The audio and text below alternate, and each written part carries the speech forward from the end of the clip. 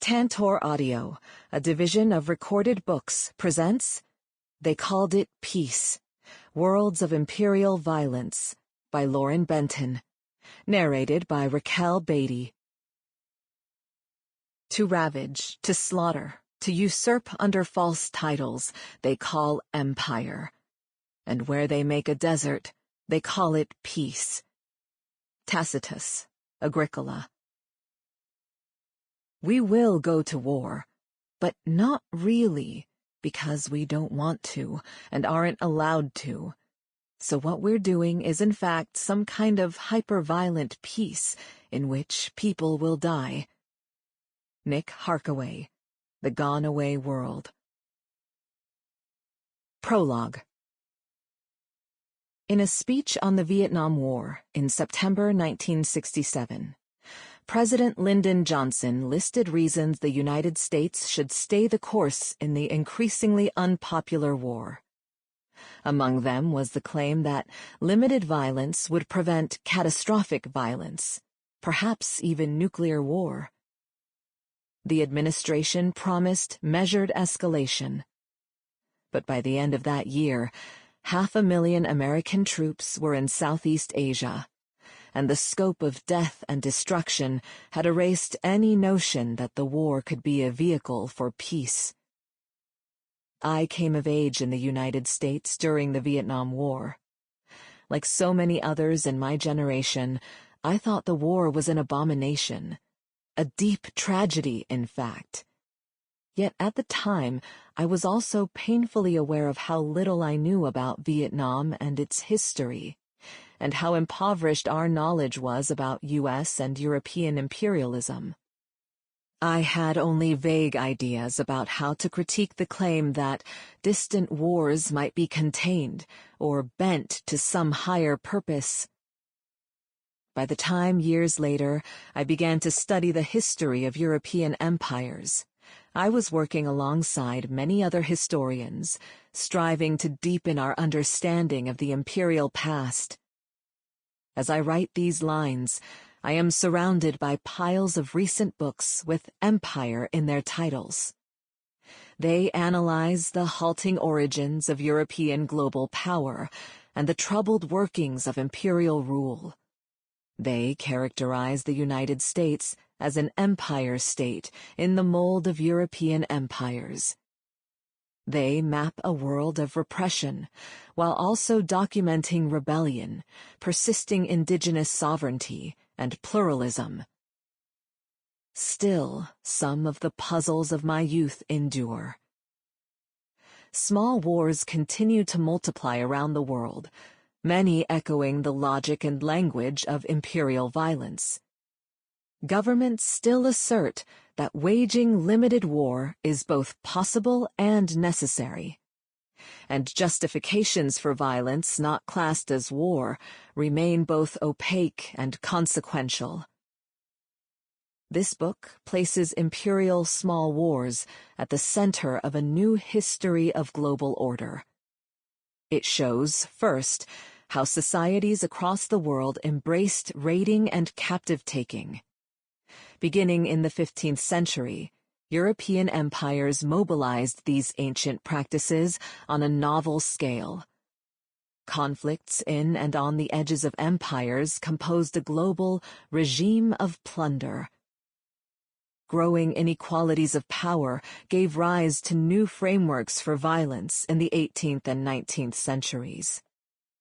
As Europeans asserted the right to set the laws of war and intervene anywhere to protect imperial subjects and interests, they assembled a sprawling regime of armed peace, dominated by a handful of world powers.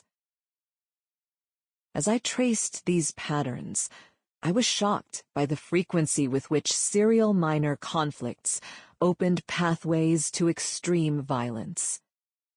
Wars that were billed as small and manageable exposed civilian populations to ferocious attacks by fighters suddenly released, it seemed, from any obligation to refrain from cruelty.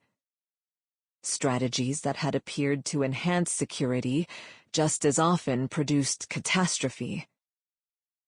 like players in a game in which routine moves drop pieces to positions on the board where all is lost. Participants in small wars were aware that utter devastation was a real possibility, but they could not prevent it. Empires and their agents, meanwhile, deftly combined pledges to check the ravages of war with authorization of spectacular violence. In writing about this history, I had to reach for new ways of studying small wars. Military analysts have tended to describe small wars as manifestations of insurgency and counterinsurgency. The bias has driven them to focus on questions about how and why global powers so often failed in the face of unconventional enemies. Typical of this tendency is the minor industry in the United States that aimed at assessing why American officials made so many wrong moves in Vietnam. But schooling sponsors of war to learn lessons from the past so they might do a better job next time is an odd, even chilling objective. It also answers the wrong questions. Our aim should not be to help humanity master the art of war, but to understand the arc of war, the logic and practices that move antagonists with exquisite precision from conflict to conflict, and from exercises in containment right up to the edge of atrocity. If I couldn't rely on military analysts as guides, I also needed to cultivate a healthy skepticism of some common approaches to law and war. Followers of the German jurist Carl Schmitt, who began to ponder war when he was an enthusiastic member of the Nazi Party, have focused on the relation of imperial violence to states of emergency or exception.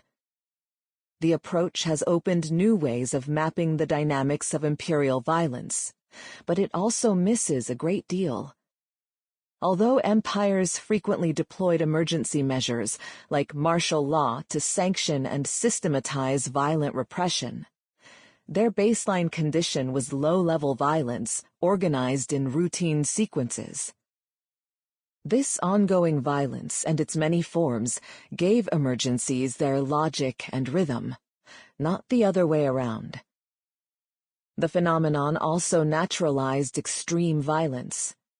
The slaughter and enslavement of civilians, starvation of whole towns, and campaigns of dispossession.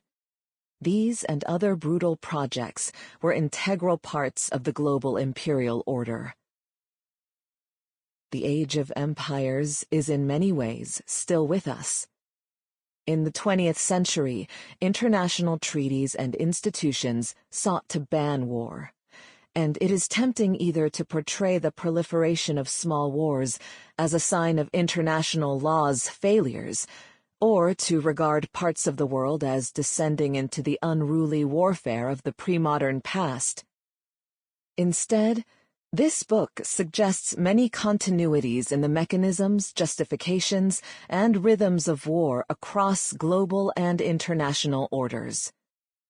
When 20th century empire states packaged their violence, for example, as an inside job, a work of policing, not war, they were drawing on an imperial repertoire.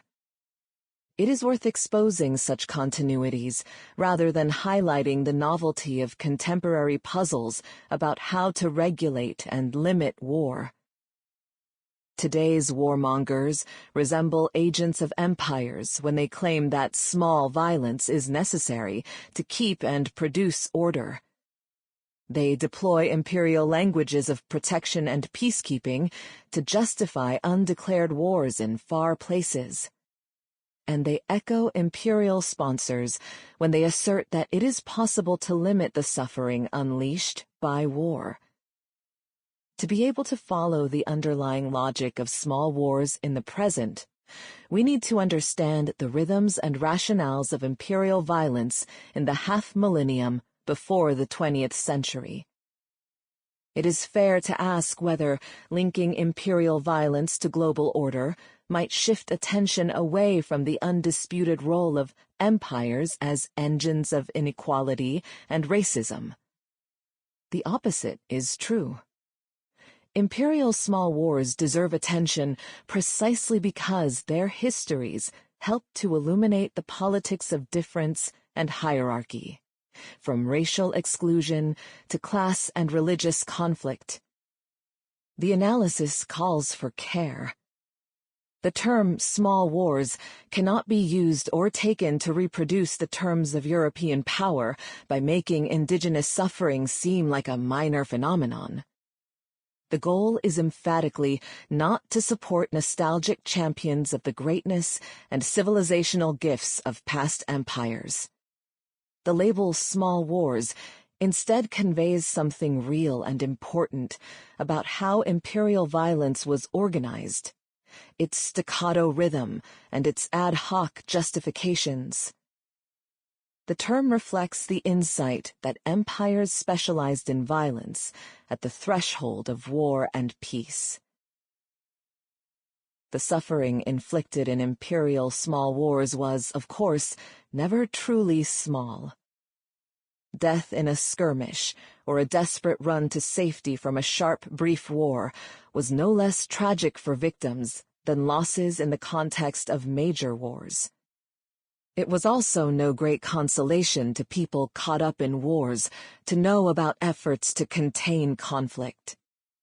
Yet writing the history of small-scale violence in all its forms recognizes the widespread preoccupation in the early modern world with defining violence between war and peace.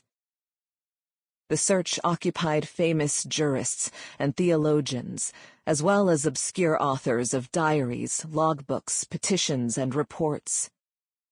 Unlettered warriors and captives also had their say. We would be hiding vital parts of history if we ignored the experiences of participants in small wars in empires and the swirling commentary at all levels of society about them.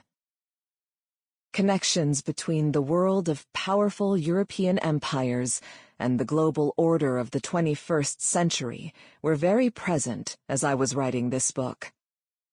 Evidence of the imperial past swirled in news from global hotspots and at home. In December 2021, the release of a cache of secret U.S. government documents about tactics in the War on Terror revealed shockingly routine civilian killings in a program of so-called targeted strikes. On everyone's mind in reading those reports was the awful footage of the previous summer, when a drone had rained death on a cobble driveway packed with children. Then, in February 2022, Russia invaded Ukraine. Russian President Vladimir Putin drew on an imperial script to defend the invasion. He insisted for nearly a year on calling the war a special military operation, as if its purpose was to discipline a recalcitrant region of Greater Russia, rather than to absorb another nation-state. News from Ukraine, meanwhile, pushed reports about another deadly conflict, the Tigray War in Ethiopia, out of the news cycle. By the time a truce was signed in November 2022, nearly 500,000 people had died in the fighting there. Yet the war was coded as small and faded quickly from public view outside the region.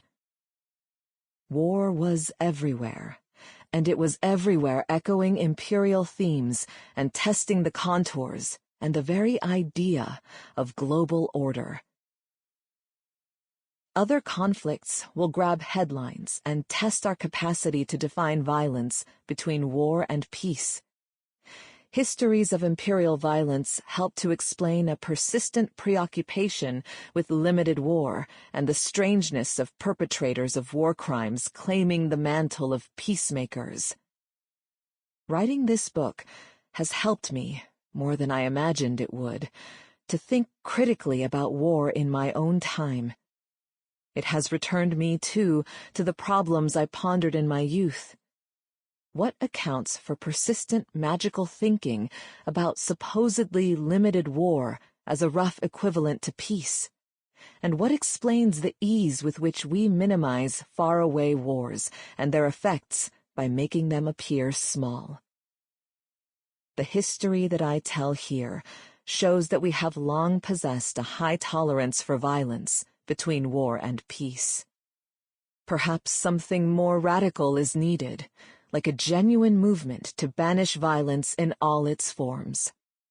The question is not just whether such pacifism is politically possible, but whether it would render us helpless in the face of bloodthirsty regimes and overt acts of aggression.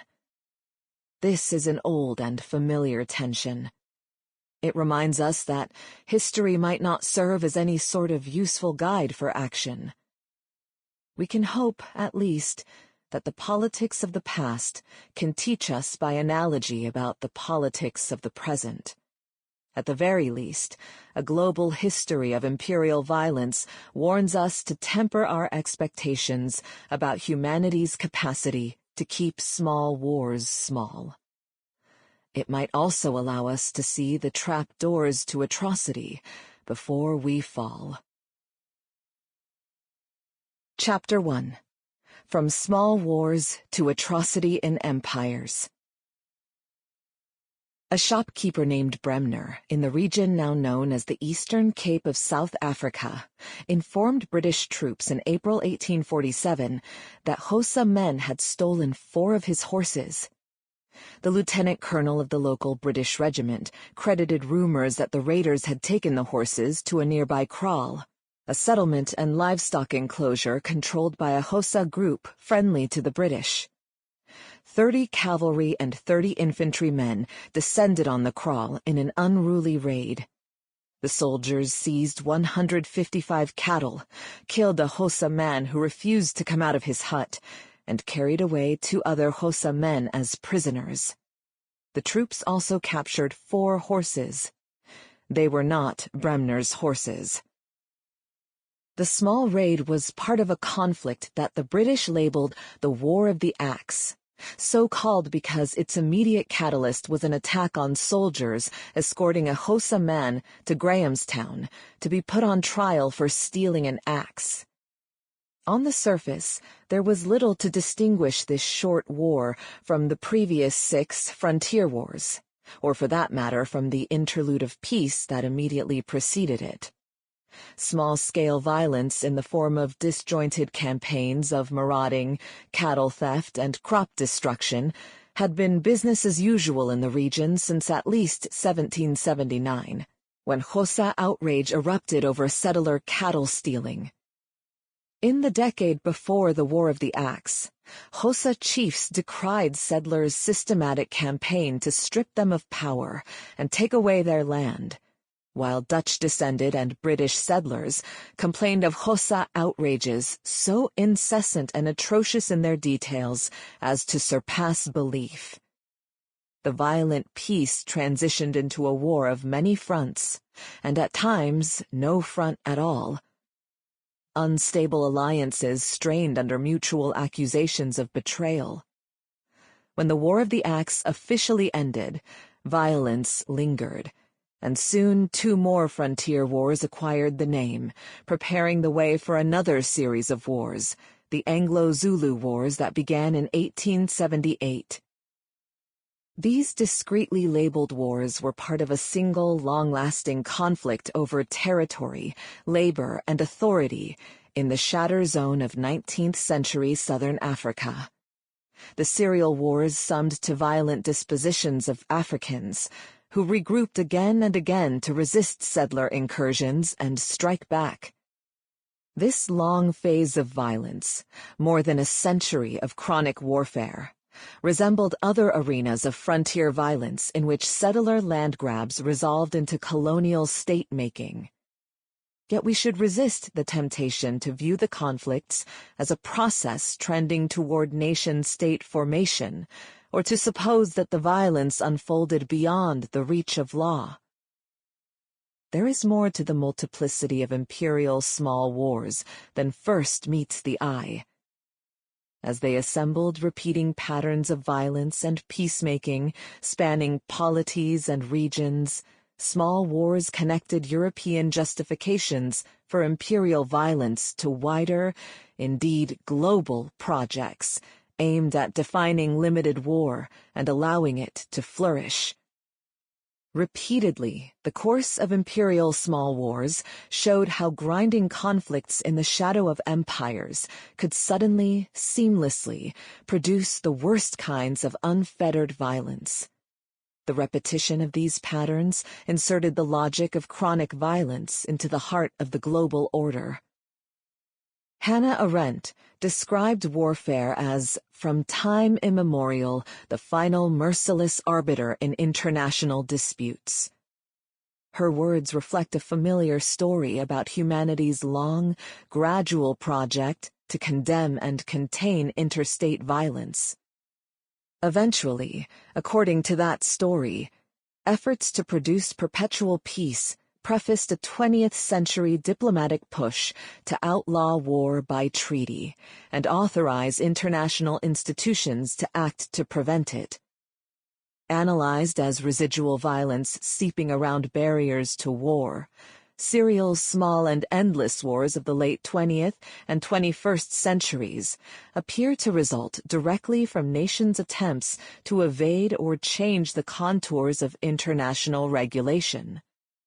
From this perspective, the small wars that continue to plague the world seem to represent a return to the unfettered, extrajudicial violence of the Age of Empires. This book tells a different story. I show that serial small wars were endemic to the early modern world, and I trace their evolution.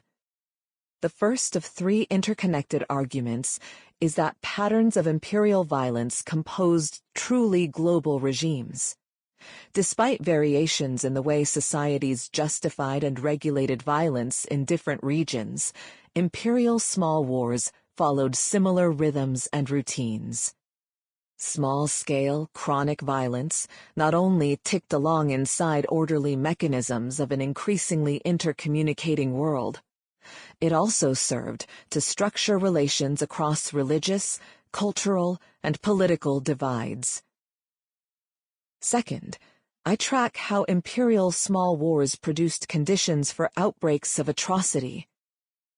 For centuries, massacres and slaving were classed as lawful and just treatment of enemies who refused to submit. Aggressors represented their victims as peacebreakers or rebels, whether or not those designations matched reality.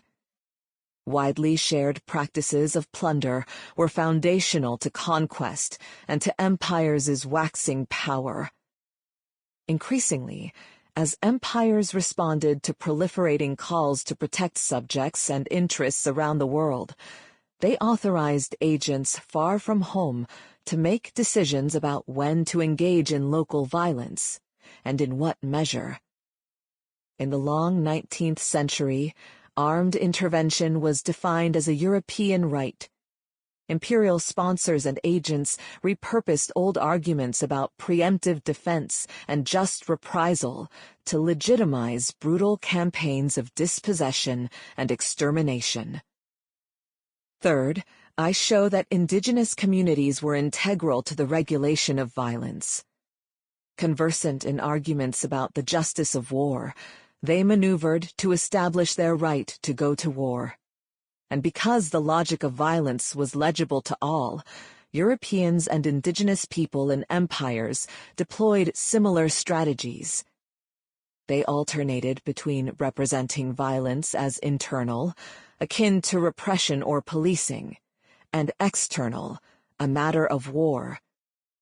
At times, parties claimed political autonomy and the capacity to fight as enemies, and at times they affirmed their status as subjects bargaining for protection. They manipulated markers of political belonging, in other words, and cultivated ambiguity about whether conflicts were wars or something else. Like their European interlocutors, indigenous communities found reason to position violence at the threshold of war and peace. these arguments run against some common ways of characterizing imperial violence. One familiar approach is to highlight the violent effects of deep systemic clashes, of religious communities, civilizations, ideological orders, and economic systems. Another presents European empires as overpowering other peoples from the moment of first encounter, and then quickly perfecting dominance. Meanwhile, a great deal of ink has been spilled on major wars and famous battles, and on changes in battlefield tactics, the rise of professional armies, the development of weaponry, and the relation of warfare to grand strategy. Some pitched battles did settle disputes or turn the tide of longer conflicts, and there is no doubt that religious difference and technological capacity influenced the progress and outcomes of war. Yet there is value in turning our attention to other varieties of warfare and to the framework that sustained small, chronic, and repeating violence. The reorientation should not keep us from seeing that imperial small wars produced lopsided suffering and consequential shifts in power. We know that some small wars, King Philip's War in colonial New England is one example, marked turning points in longer campaigns of conquest and colonization. We know, too, that the vast system of enslavement of millions in the Atlantic world was predicated on something very much like a permanent state of war between enslaved men and women and their enslavers. And we know that the imperatives of maintaining order, the King's Peace, as it was called in the British Empire, reverberated through colonies and served to justify violent oppression. As imperial small wars multiplied, they gave rise to new institutional gambits and experiments in revolution, reform, and repression. Far from arguing against these positions, I am building on them to point to the still broader effects of serial small wars. Many of the effects carry into the present. Together, the continuities belie the usefulness of familiar watchwords of international politics now and in the past century, from asymmetric war to endless war to humanitarian intervention, from campaigns of targeted killing in the War on Terror to proxy wars or cross-border interventions and invasions. Echoes of the Age of Empires are everywhere. The threat of minor wars with cataclysmic possibilities has formed the background to domestic politics in nation-states, while also hanging like the sword of Damocles over international affairs. The imperial roots of the phenomenon come into sharp relief as we trace the global history of small wars in the 5 centuries between 1400 and 1900. Warriors and their sponsors, as well as political thinkers and anti-imperial advocates, grappled with the shared puzzle: how to define and structure violence at the threshold of war and peace. On small wars. It is difficult to write about war of any kind without starting with Karl von Clausewitz, the Prussian general and military analyst best known for his widely translated and read book, On War. Clausewitz focused mainly on major, formally declared conflicts and warfare in Europe. To the extent that he examined small wars, Clausewitz defined them as involving small detachments of irregular troops, and regarded them as ancillary to, or integral parts of, larger conflicts. Followers of Clausewitz emphasized tactics rather than strategy or deeper structural characteristics of small wars. They also studied small wars to provide advice to states and armies about how to respond effectively to insurrections and guerrilla campaigns. Under the rubric of asymmetric warfare, Analysis of small wars in this vein continues to the present. In making distinctions between the orderliness of conventional wars. Sample complete. Ready to continue?